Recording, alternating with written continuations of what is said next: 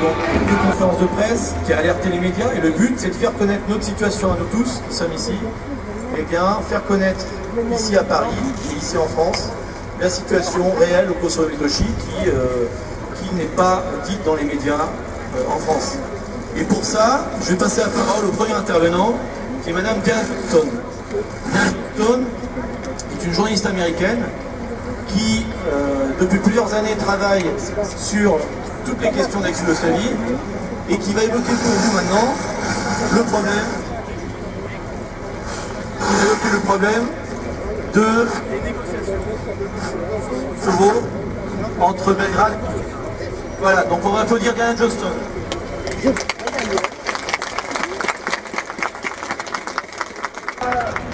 suis américaine de Paris. Pour moi, le grand problème aujourd'hui du Kosovo, c'est la haine entre les peuples. Et ce que je veux dire, c'est que cette haine, bon, je connais des racines historiques, et tout ça, mais je considère que cette haine a été non pas créée, mais attisée, exploitée, aggravée par les grandes puissances et en particulier par la plus grande puissance aujourd'hui, par les États-Unis.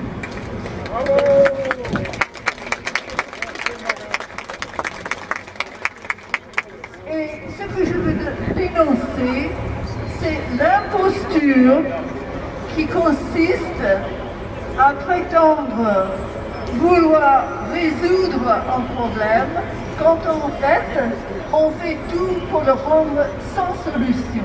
Et c'est ça qui ont fait les Américains, le gouvernement américain.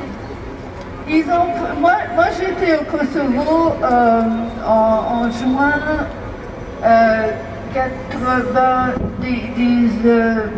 98, c'est-à-dire un an à peu près avant la guerre. J'ai vu des journalistes à Pristina, plein de journalistes qui arrivaient, qui ne connaissaient rien, mais qui avaient été envoyés par leur rédaction pour trouver des atrocités serbes. Si on voulait faire une carrière, il fallait trouver des atrocités serbes, autrement il n'y avait rien à dire. C'était assez comique, j'ai vu des journalistes qui louaient les grandes voitures, presque des tanks, pour aller dans la campagne voir les atrocités de guerre. Ils n'ouvraient rien, mais ils allaient trouver un Albanais qui allait dire « Oh, c'est horrible, opprimé par les Serbes, etc. » Ils pouvaient écrire quelque chose. Alors moi, dans ma petite voiture, j'ai circulé comme ça, j'ai trouvé, ce que j'ai trouvé au Kosovo, c'était des Serbes qui avaient très peur. Et des Albanais qui étaient déjà triomphants.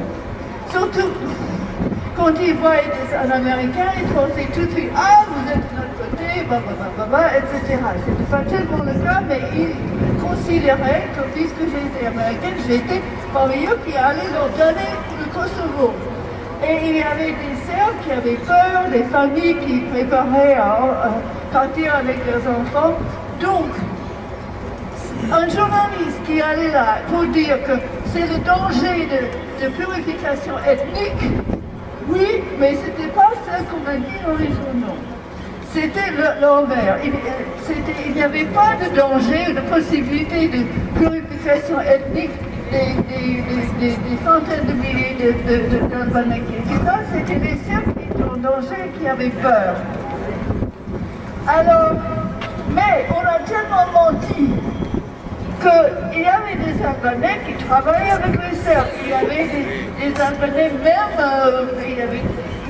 et je voyais les Serbes qui apprenaient l'albanais pour vivre dans une société multiethnique, et les Albanais qui refusaient d'apprendre le serbe et apprenaient l'anglais pour se plaindre aux étrangers qui venaient.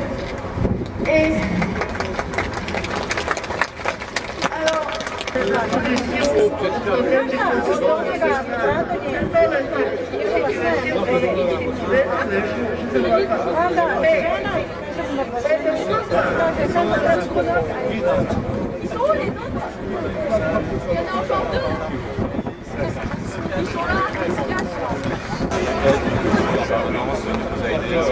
Aller dans les enclaves, c'était vraiment très bien, et les gens très chaleureux dans chaque enclave, on se faisait accueillir c'était vraiment on était ravis.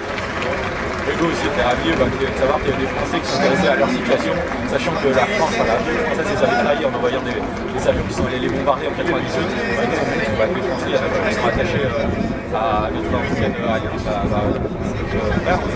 Et donc c'était ravi de commencer avec également de jouer. Et puis au-delà, pour les enfants, c'était heureux d'avoir des jouets. Et les adultes, c'était plus un réconfort moral, de dire bah ouais, on est soutenu, on n'est pas seul. C'est important.